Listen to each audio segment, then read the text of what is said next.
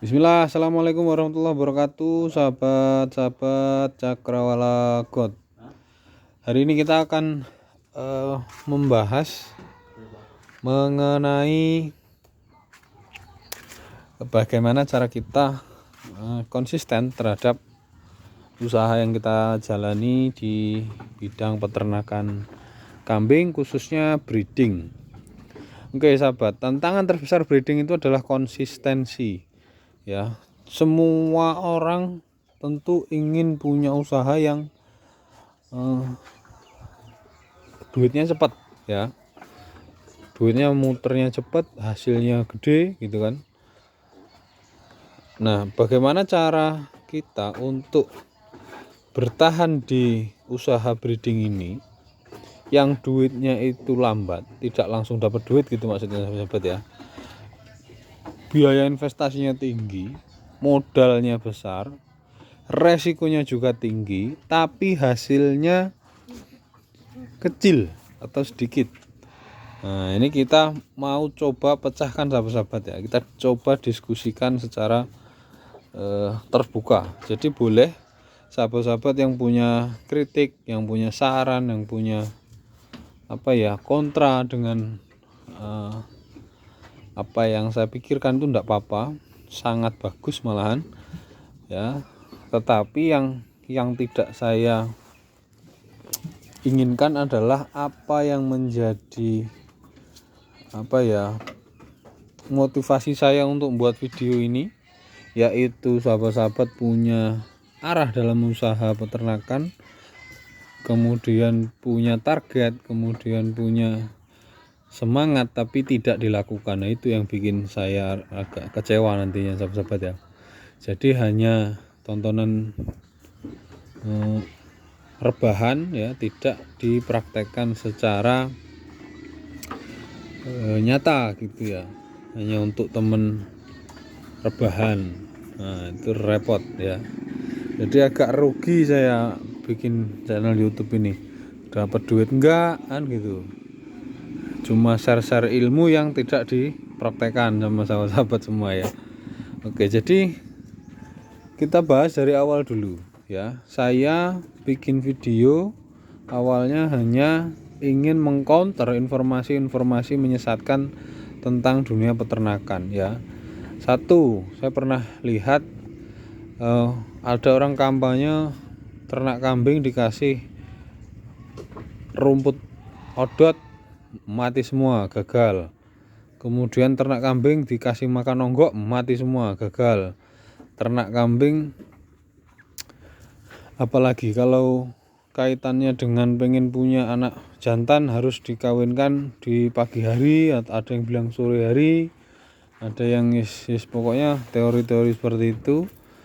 Kemudian kalau ada kambing blood atau kembung, biasanya ya cari lompong, disogok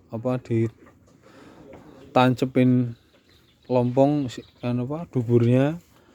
Hal-hal semacam itu sahabat-sahabat saya ingin counter ya. Orang-orang yang secara keilmuan itu tidak punya tapi berspekulasi, kemudian mencoba memvalidasi atau membenarkan cara mereka beternak tanpa berdasarkan ilmu, yaitu saya pengen counter gitu ya. Itu yang membuat sahabat-sahabat nanti terhambat perkembangannya, bahkan bisa sampai gagal dalam usaha peternakan ini ya.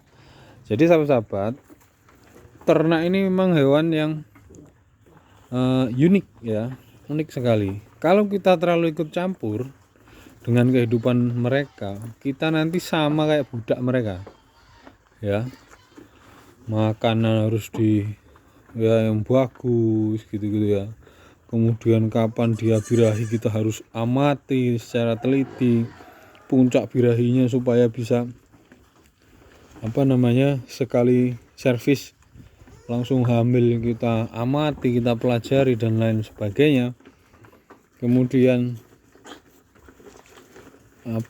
ada juga jadwal memandikan, ada juga jadwal dan semua itu sangat merepotkan sahabat-sahabat. Tidak bisa pemula akan melakukan demikian ya. Nah, video-video saya adalah video tentang beternak kambing yang pemula itu bisa mempraktekkan. Nah, ini kuncinya di sini. Kenapa saya bilang pemula bisa mempraktekkan? Karena cara ternak kita itu meminimalisir tenaga kita, ya, meminimalisir campur tangan kita terhadap aktivitas kambing, ya, mulai dari dia makan, kemudian tidur, kemudian dia mulai ada yang birahi, ada yang kawin, ada yang sampai pun melahirkan pun kita tidak begitu ikut campur dengan hidup mereka, gitu ya. Kita hanya pokoknya pasrah bongkoan, percaya dengan mereka bahwa mereka tahu apa yang terbaik bagi mereka, sahabat-sahabat ya. Yang terbaik bagi mereka itu yang tahu ya mereka, ya bukan kita. Nah, tugas kita hanya kasih kandang yang bagus ini, kandang yang ya sederhana pun enggak apa-apa, ya, kandang yang sederhana tapi tidak menghalangi sifat alami mereka. Kayak mereka nanti ada yang birahi, ada yang bunting, ada yang kawin, bunting, sampai melahirkan, sampai anak-anaknya mau disapih, ya, setelah mereka sudah kawin lagi. Nah, gitu. Nah, siklus kehidupan mereka itu tidak kita ganggu karena desain kandang kita, gitu. Ya, jadi ini adalah ternak yang bisa dicontoh oleh para pemula, ya. Nah, tantangannya sahabat-sahabat, setelah kita punya kandang yang ideal, ya, ada tempat untuk istirahat seperti itu, kemudian ada lahan untuk mereka bermain di sini, ya, diumbar. Nah, kemudian yang tidak kalah penting adalah desain untuk tempat makan anak ada juga, dan pemenuhan nutrisi mereka dari pakan yang kita berikan. Nah, ini kunci utamanya berhasil beternak kambing. Ya, ternak kambing sahabat-sahabat ini nanti akan berhasil bila mana sahabat-sahabat punya ilmu bagaimana cara mencukupi kebutuhan nutrisi mereka, ya. Selain tempat yang nyaman dari kandang, kemudian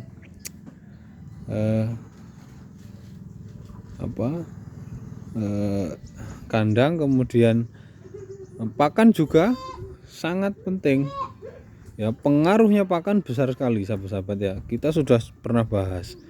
Nah, kalau kita berbicara tentang pakan, artinya kita harus berbicara tentang supply atau asal pakannya itu nanti dari mana, ya. Kalau asal pakannya kita bisa pastikan kontinu, kemudian ketersediaannya, harganya juga sesuai, terjangkau, bahkan lah itu nanti kita bisa sustainable atau berkelanjutan, dan nanti kita akan menuai kesuksesan, gitu. Ya, jadi memang prosesnya panjang, sahabat-sahabat, ya. Mulainya modalnya luar biasa besar, kemudian kalau sudah jalan usahanya tidak semudah yang dibayangkan, ya.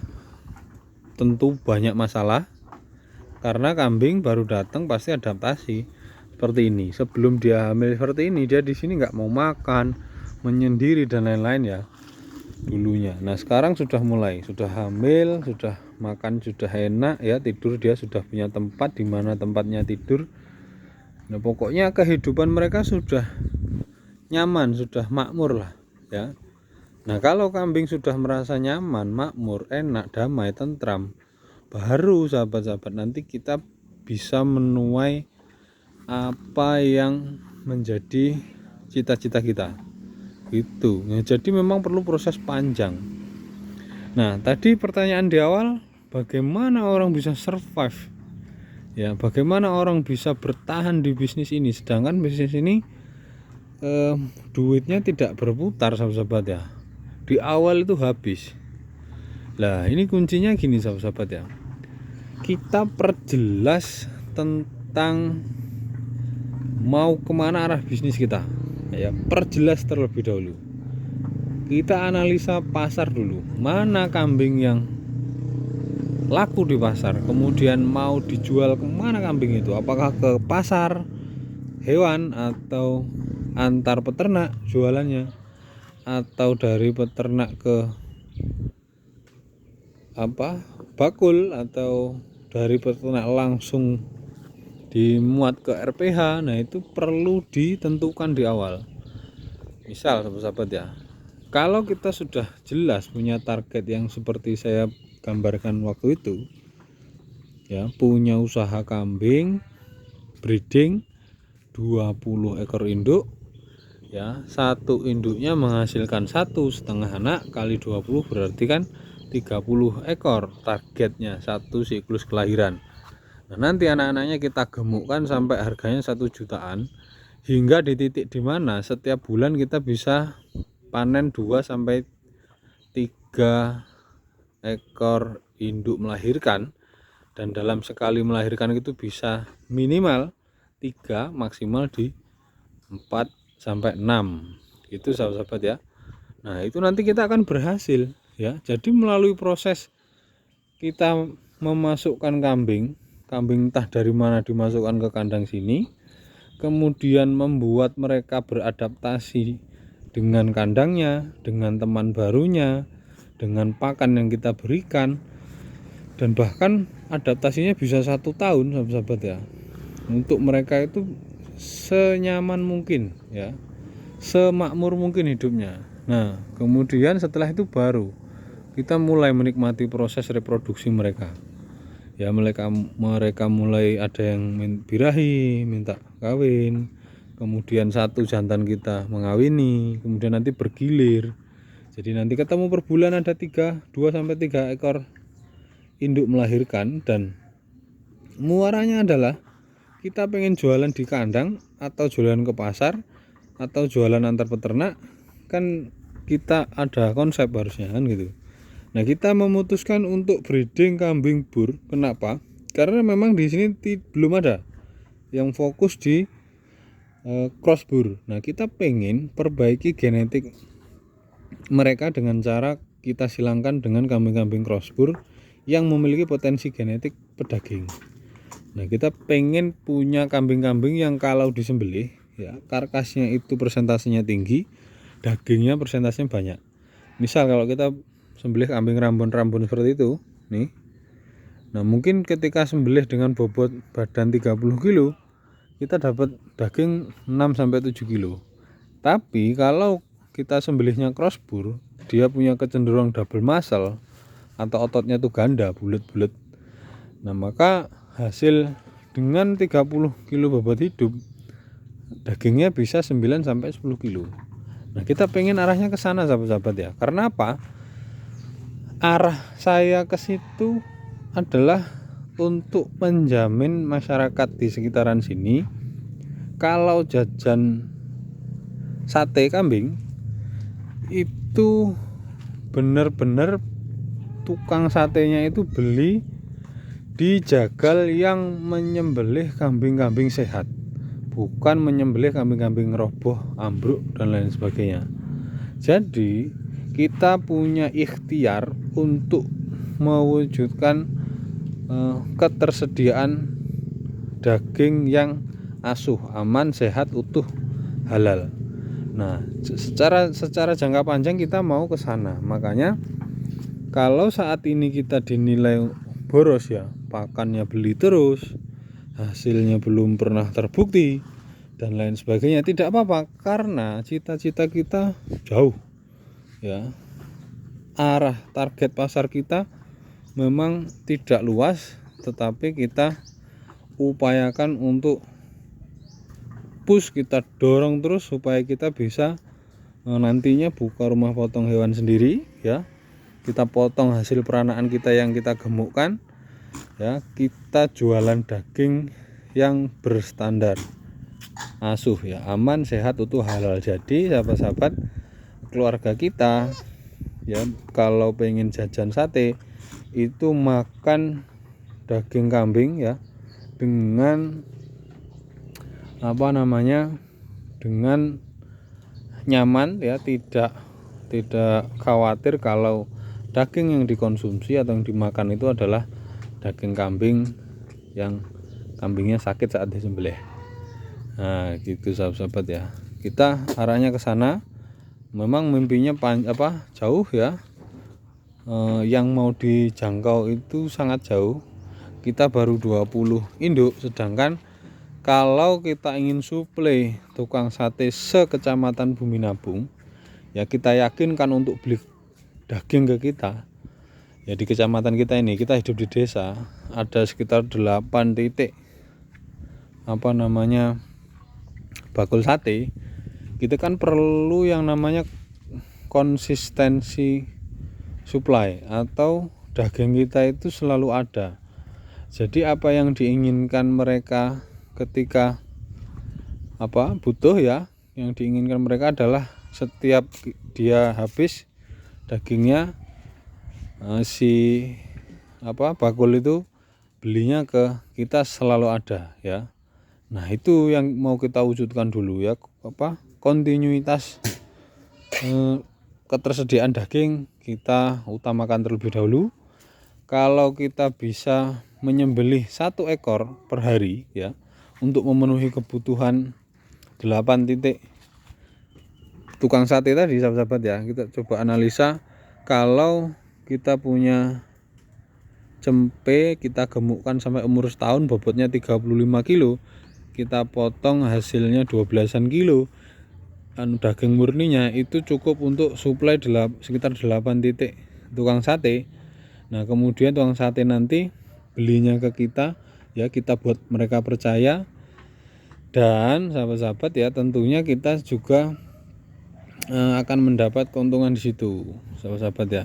Satu, kita punya peran memberikan sumber daging protein hewani yang terbaik bagi mereka ya, sehingga mereka juga jualan daging kambing yang di sate itu produknya juga terbaik yang dimakan oleh keluarga kita nantinya ya, keluarga-keluarga yang ada di Bumi Nabung gitu.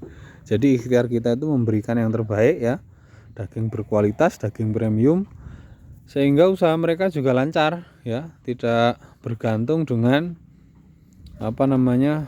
jagal-jagal yang hanya menunggu musibah dari teman-teman peternak gitu ya. Kalau ada teman-teman peternak yang kena musibah, kambingnya mabuk, kemudian dibeli oleh jagal dengan harga murah, disembelih, jadi dagingnya tetap dijual dengan harga standar 90 sampai 100 ribu per kilo. Kan gitu selama ini yang terjadi. Nah, sahabat-sahabat, kita pengen mewujudkan suplai ketersediaan daging kambing aman ya. Setiap saat mereka butuh ada, kemudian kualitas dagingnya aman, utuh asuh, aman, sehat, utuh, halal ya. Kemudian kalau kita mau target mencukupi kebutuhan pedagang sate di satu kecamatan kita butuh 1 ekor per hari untuk sembelih. Asumsinya dalam 8 bulan itu kita harus menyembelih 210 ekor. Nah 210 ekor itu bisa dihasilkan oleh induk sebanyak 250 ekor gitu sahabat-sahabat ya. Jadi kita perlu 250 induk untuk mampu menyembelih 1 ekor per hari, dan kita baru punya 20 ekor induk. Artinya dari cita-cita yang ingin kita capai, target bisnis yang ingin kita bangun, itu baru berjalan sekitar 8%-an sahabat-sahabat ya, belum ada 10% ya. Makanya peranaan kita nanti yang betina akan sekuat mungkin kita tahan ya, jangan sampai terjual seperti ini sahabat-sahabat ya. Ini betina, ini akan kita tahan sampai mereka nanti siap untuk dibuahi. Kita bikinkan kandang lagi seperti ini di tempat yang berbeda. Nah kemudian nanti akan terus seperti itu sahabat-sahabat, sampai total induk yang dipelihara 250 ekor. Nanti per hari bisa kita panen 1 ekor untuk disembelih di rumah potong hewan kita.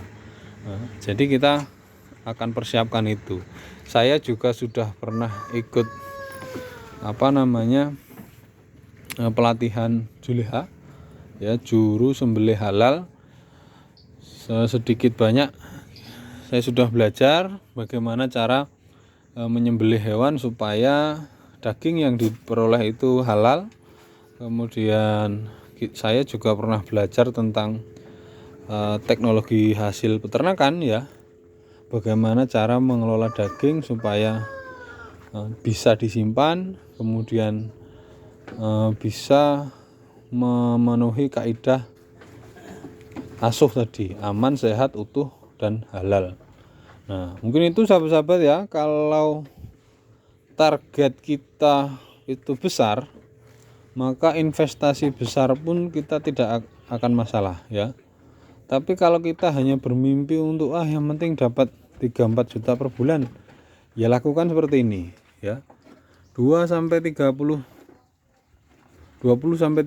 induk plus 1 jantan bisa menghidupi satu keluarga.